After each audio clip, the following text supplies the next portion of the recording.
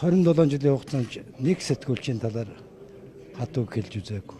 Зөндөө гүтгэлийг өгсөн би нэг сэтгүүлчийг шүүгчийн шилжүүлж үзээгүй. Энэ бол та нарын чуруу биш. Цаад талаас энэ худлаа мэдээлэл зохион байгуулж байгаа хүмүүсийн буруу. Сайн наад юм чи өнөөдөр өчигдөр надад мэдгдсэн. Ийм юм гарах гэж байна гэж бүр зураг хэрэгтэй юм гарсан. Энэ тодорхой хүмүүс ийм ажил зохион байгуулдаг байгаа. Тэрэн дотор бүр аюултай нь сэтгүүлчийн машины дугуйлан буудаж айлган сүрдүүлнэ гэсэн худлаа юм хүртэл явж илээ шүү дээ. Тэр мөнгөтөр гэдэг өмгөөлөгчийг тагнуулын байгууллага ажилтан байсан гэж нэмдурч хэлсэн. Ингээд бас худлаа юм бичсэн байлаа дотор. Үгүйдсэн наадах гэж. Ийм л худлаа юм явагдаад байгаа. Зүгээр тэр юугаа шалгаж, юугаа прокурорт шилжүүлсэнийг бол би мэдэхгүй байна. Тэрийг бол би мэдэхгүй. Тийм юм юу зохион байгуулалтаа юм яваад байгаа. Энэ Эрдэнэтийн 49% холбоотой байх шиг яриад байна. Ер нь бол холцсон дарга та хоёрын хоорондос маргааш эндээс үүдэлтэй гэж сэтгүүлчдүүд янз янзаар ерөөсөө л энэ Эрдэнэтийн 49% асуудлыг шалгаж эхэлснээс хойш би дараа нь тэр зургийн амь талдсан хэргийг хаалтаа шүүхээр шийдвэрлсэн. Тэр хэргийг шалгахад адал балбад аргууд хэрэгэлсэн. Хүний цогц аваачиж ядарсан али хашаанд аваач хахаас эхлэв. Энийг ярьж ирснээс хойш намайг ерөөс амраахаа байсан шүү дээ. Одоо хүртэл энэний цаана энэ л явж байгаа байхгүй. Ерөөс үндсэн юм нь энэ. Энэтэй холбогдуулаад ер нь бол энэ айлган сүрдүүлэх ажиллагааг бол их захгүй хийж байна л да. Цөөхөн хүн бий. Цөөх албан тушаал. Цаад талдаа нөгөө муу юм нуух гэсэн ийм л үндсэн санаа л байгаа. Прокурорлоо хандсан уу? Гуйг хандаагүй. Би цагдаагийнханд энэ ямар учиртай юм яригдаад байгаа юм. Тэр машины дуулуу буудсан барьсан гэдэг нь ямар учиртай юм. Энэ талаараа судалж бас Кевлингэнд өнзөө мэдээлэл өгөөрэй гэдгийг л хэлсэн. Хамгийн харамсалтай юм саяхан манай цагдаагийн нэг албаа агч бурхан болч гисэн. Эрүүгийн цагдаагийн дарга байсан залуу Солонгост очоод их хүнд хаалгаанд ороод байжсэн чинь тэр залуугаас хардаж хэрэг үүсгээд тэгээд тун хүнд байж хахад нь сургууль дээр нь очиж хүүхдийг хоргоогод авч хаана явж байгаа юм, юу хийж явж байгаа юм, яах гэж явж байгаа юм гэх мэтээр айлган сүрдүүлсэн чинь тэрийг нь хүүхэд нь сонсчоод аавлуу гуцаар яриад тэгээд тэрэнд их гомдсон. Яг тэр үеэр нь эндээс очсон хүн уулзсан.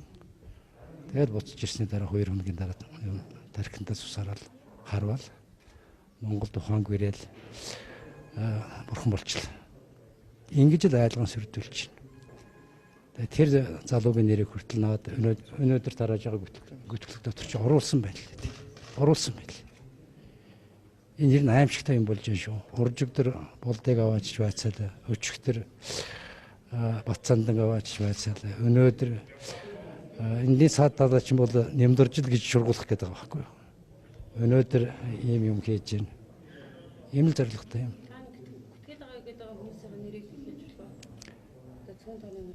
За тэрийг цаг нь болохоор би ярина. Огцруулах асуудлыг та нэг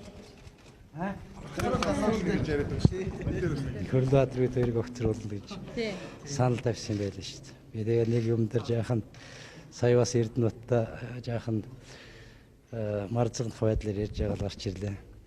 Чечен Эрдэнэтийн 49% тогтоолдоор гавь зурчихсан байдаг. Би тэрийг чинь шалгачихсан байдаг.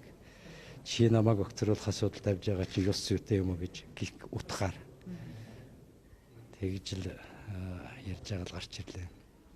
Эрдэнэтийн асуудал ер нь бол эдгэрийн төвчээр нь барагдаж байгаа шиг байна. Үндсэн хуулийн цэцгийн дүгнэлт гарчихсан. Өдрөөс өдөрт эвгүй юмнууд хууль гэнэлтийн чиглэлд гарч ирээд байгаа. Тэрэнд л сандарсан юмс чинь л замын чулуугаа дүүх юм боцоход юм байгаа шүү дээ. Чамгүй уралдаж байгаа шүү намайг бол.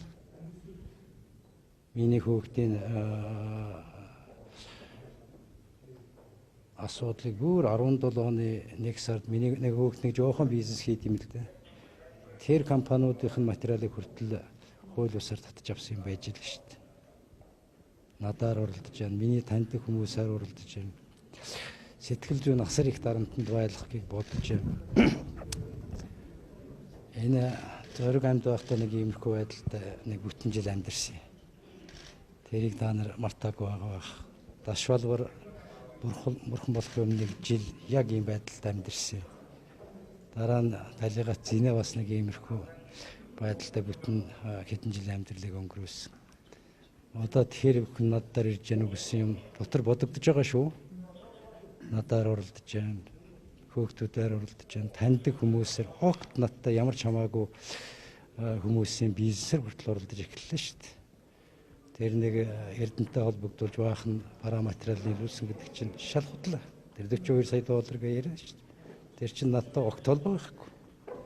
Тэр хадгаламж банктай холбоотой хүмүүсийн хадгаламжтай холбоотой асуудал надад огт пад байхгүй. Тэр Just Group-ийн чинь Батгүй гэдэг хүний чинь би угаасаа огт танихгүй. Амьдралдаа уулзч үзээгүй юм шүү дээ. Тэр чинь тэр юутайгаал Justийн хоорондын тэдний наймаа тэдний хадгаламжийн асуудал байгаа шүү дээ. Тэр хүмүүсийн бизнес надад ер нь ямар ч пад байхгүй шүү дээ. Алтантай та ямар холбоотой? Таньдаг би зөндөө хүн тань шүү дээ.